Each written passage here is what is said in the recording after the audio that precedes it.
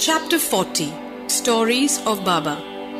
Attending Mrs. Dev's Udyapan ceremony as a sannyasi with two others, visiting Hemat Pant's house in the form of his picture. In this chapter we give two stories. How Baba attended the Udyapan ceremony organized by Mr. B.B. Dev's mother at his house at Dahanu. And second, how Baba attended the Shimga dinner party in Hemat Pant's house at Bandra. Preliminary. Blessed is Shri Sai Samarth, who gives instructions in both temporal and spiritual matters to his devotees and makes them happy by enabling them to achieve the goal of their life. Sai, when places his hands on their heads, transfers his power to them and thus destroying the sense of differentiation makes them attain the unattainable thing. He who embraces the bhaktas who prostrate themselves before him with no sense of duality or differentiation, he becomes one with the bhaktas, as the sea with the rivers. Now, to revert to the stories of this chapter. Mrs. Dev's Udyapan ceremony. Mr. B.V. Dev was a Mamlatdar at Dahanu in Thana district. His mother had observed 25 or 30 religious vows, and an Udyapan ceremony in connection therewith was to be performed. The ceremony included the feeding of 100 or 200 Brahmins. Mr. Dev fixed a date for the ceremony and wrote a letter to Bapu Sahib Jog asking him to request Sai-Baba on his behalf to attend the dinner of the ceremony, as without his presence it would be incomplete. Bapu Sahib Jog read out the letter to Baba.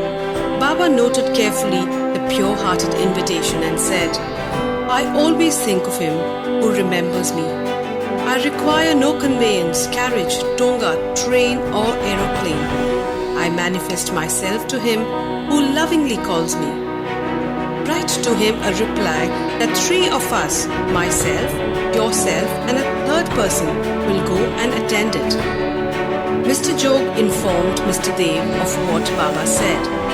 The latter was much pleased, but he knew that Baba never went to any place except Rahata, Rui and Nimgaon in person. He also thought that nothing was impossible for Baba, as he was all-pervading and that he might suddenly come in any form and fulfill his words. A few days before this, a sannyasi in Bengali dress and professing to work for the cause of the protection of the cows came to the station master at Dahanu to collect donations. The latter told him to go into the town and see the Mamlatdar, Mr. Dev, and with his help collect funds. Just then, the Mamlatdar happened to come there. The station master then introduced the sannyasi to him. Both sat talking on the platform.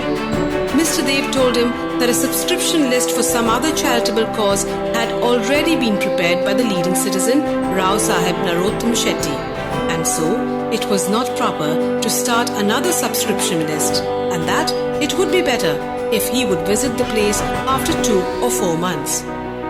Hearing this, the sannyasi left the place. About a month later, the sannyasi came in a tonga, which stopped in front of Mr. Dev's house at about 10 in the morning. Dev thought that he had come for donations. On seeing him busy with the preparations of the ceremony, the sannyasi said he had not come for money, but for meals. Dev said, all right, you're welcome in the house. The sannyasi said, 2 lads are with me. Dev said, well, come with them. As there was about 2 hours for the meals to be served, Dev inquired where he should send for them. He said it was not necessary, as he would come himself at the appointed time. Dev asked him to come at noon. Exactly at 12 o'clock, the trio came, joined the party, and after feeding themselves, went away. After the ceremony was finished, Dev wrote a letter to Bapu Sahib Jog complaining of Baba's breach of promise.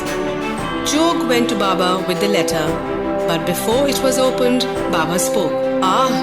He says that I promised him to come but deceived him. tell him that I did attend the dinner with 2 others, but he failed to recognize me. Then why did he call me at all? He thought that the sannyasi came to ask for subscription money.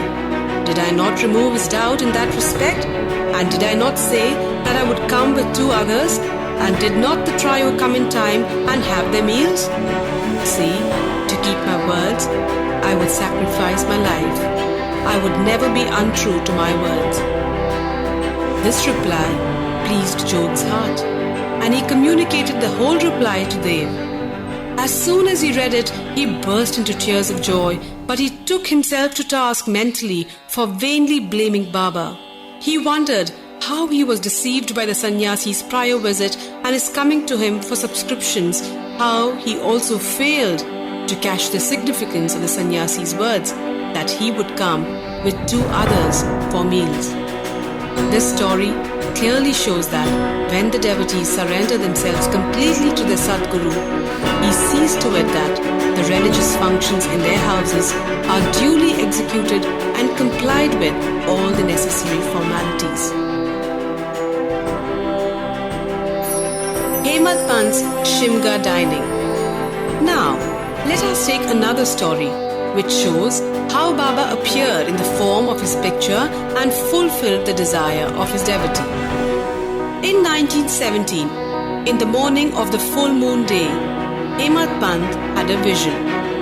Baba appeared to him in his dream in the form of a well-dressed sannyasi, woke him up and said that he would come to him for meals that day.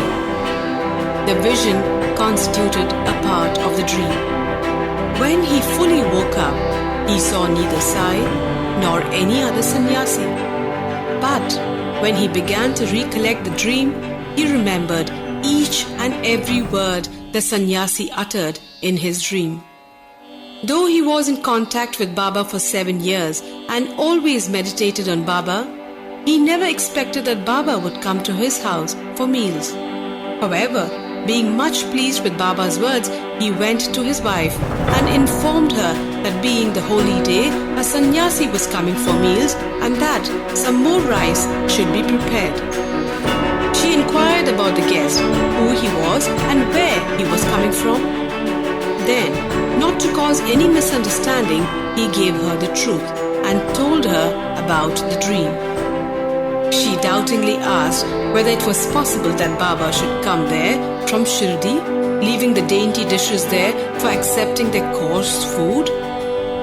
Hemad Pant then assured her that Baba might not come in person, but he might attend in the form of a guest, and that they would lose nothing if they cooked some more rice. After this, the preparations for the dining went on, and it was ready at noon. The Holika worship was through, and the leaves were spread and arranged with rangoli around them. 2 rows were arranged with a central seat between them for the honorable guest. All the members of the family, sons, grandsons, daughters and son-in-law came and occupied their seats, and the serving of the various items commenced.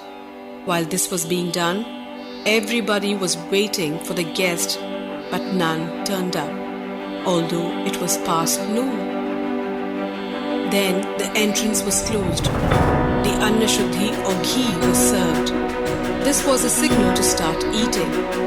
Formal offering to the Vaishvadeva of fire and Naivedya to Sri Krishna were also over, and the members were about to begin when footsteps in the staircase were heard distinctly. Hemad Pant went immediately and opened the door and saw 2 men there, Ali Muhammad and Maulana Ismu Mujawar. These 2 persons, seeing that meals were laid out and all the members were about to begin eating, apologized to Hemad Pant and requested him to excuse their interference. They said, "You left your seat and came running to us. Others are waiting for you. So please take this thing. I shall relate all about it later at your convenience." Saying so, he took out from under his arm a packet wrapped in an old newspaper and placed it on the table. Hemad Pant uncovered the packet and saw, to his great wonder and pleasant surprise, a big and nice picture of Sai Baba. On seeing it, he was much moved. Tears ran down from his eyes and hair stood on end all over his body. And he bent and placed his head on the feet of Baba in the picture. He thought that Baba had blessed him by this miracle. Out of curiosity, he asked Ali Muhammad how he got this picture. Ali Muhammad said he bought it from the shop and that he would give all the details about it later, and wished that all the members were waiting for him, he should go and join them. Himmat Pant thanked him, bade him goodbye and returned to the dining hall. The picture was placed on the central seat reserved for the guest, and after making the due offering of the Naivedya, the whole party commenced eating and finished it in proper time. On seeing the beautiful form of Sai in the picture, everybody was extremely pleased and wondered how all this happened. This is how Sai Baba fulfilled his words, uttered by him in the dream of Himmat Pant. The story of the picture with all its details, namely how Ali Muhammad got it, why he bought it and gave it to Himmat Pant, is reserved for the next chapter.